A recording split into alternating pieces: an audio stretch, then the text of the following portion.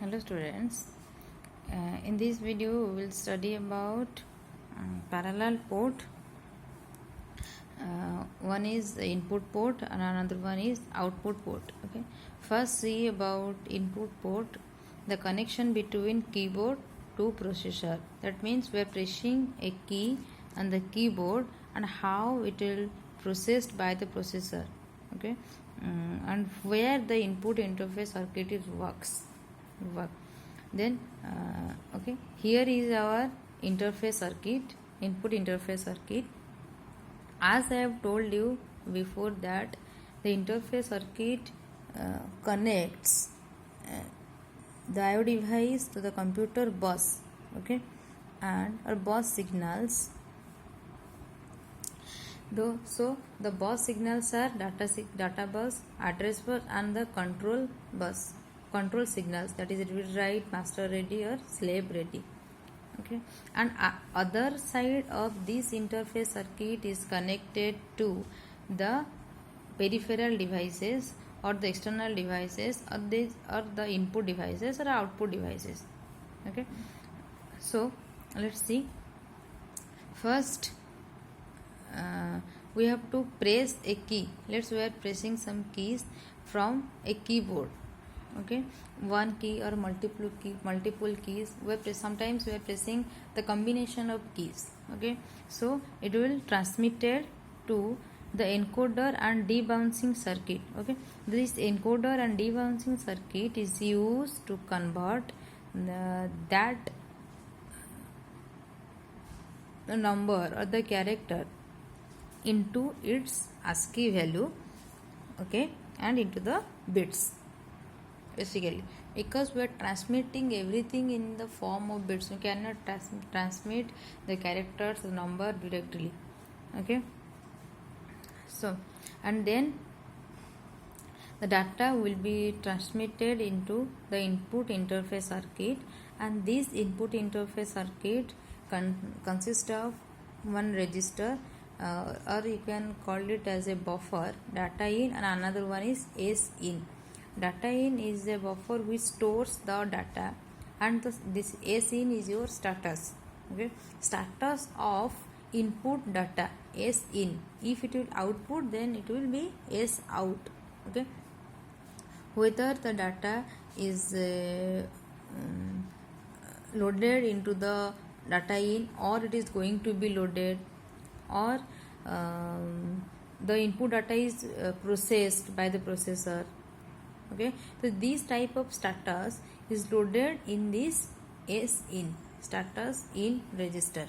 Okay, and this data in is another register which stores the data for a specific time, okay, up to which it will be transmitted to the processor, or it will be fetched by the processor to process that data. Okay, and then that data from the data in register is loaded into the processor for further processing, and then processor sends the address that where the data is loaded, okay, to check, okay, whether the data is correct or not. It sends the address. Okay, and then it will perform the read write operation, whether it has to read the operation, whether it has to write the operation. Okay, so it has to perform by these control signals, and the master ready control signal is used when the processor is ready. That means if the input interface wants to send some data into the processor, but at that point of time processor is doing some other works or processor is busy. Okay, so that point of time processor is not ready, but when the processor is free, it becomes ready to process the data which is transmitted by the interface circuit. Then it will transmit this master ready signal to the input interface. Okay, and if that point of time that point of time input interface is not ready, okay, it pauses the previous work and then it started a new work. Okay, so it will show that I am busy signal, and when it completes that work, then it will send the slave ready signal to the process that yes, I am ready. You can I will send you some data, or you will send me data. The connection will be established when the slave is ready and master is ready. When both the processor and input interface is ready, then the connection or communication can be taken place, otherwise not. Okay, and this valid signal is basically used when whether the keyboard or keyboard switches which you are pressing is valid or not. Sometimes when we are pressing a keyboard or keys, it displays that you are pressing an invalid key or press some valid keys. Okay, so here it is only about the input port. Okay, and in the input port we are having a keyboard switches in which we are pressing some keys, and that keys or that characters, that numbers which we are pressing, okay, that will be transmitted into its ASCII value by using this encoder and debouncing circuit. Then that data will be transmitted through the input interface circuit, which consists of a data in register and another one is your S in register, and this data in register is used to load the data, to store the data, and then it transmits that data to the processor, and the S in register is used to display the status of your input data. Okay, and then the processor, after accepting the data where it is loaded, it will transmit that address, and then it will perform the operation, whether read or write. Okay, and when it will perform the operation, when the master is ready and slave is also ready. Okay, and here is master is your processor and slave is your input interface circuits. Okay, and this is all about your keyboard to processor, and then we will see how the processor will connect it to the to an output device, let a monitor or printer, like this. Okay, let's see. Here is the diagram for printer to processor connection. This is output port. Okay, here is your processor. Every one is same as the previous one, but here we are using S out in the place of S in, and another one is idle. Okay, let's see.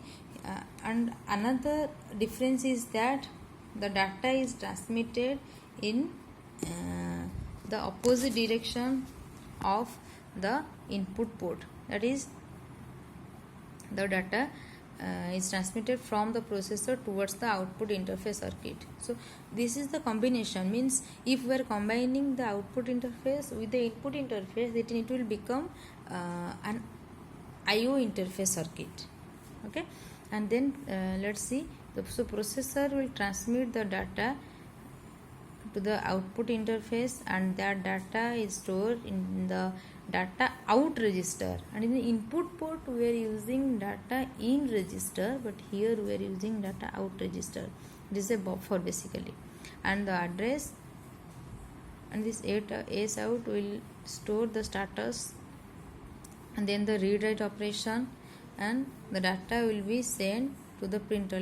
We have to print some data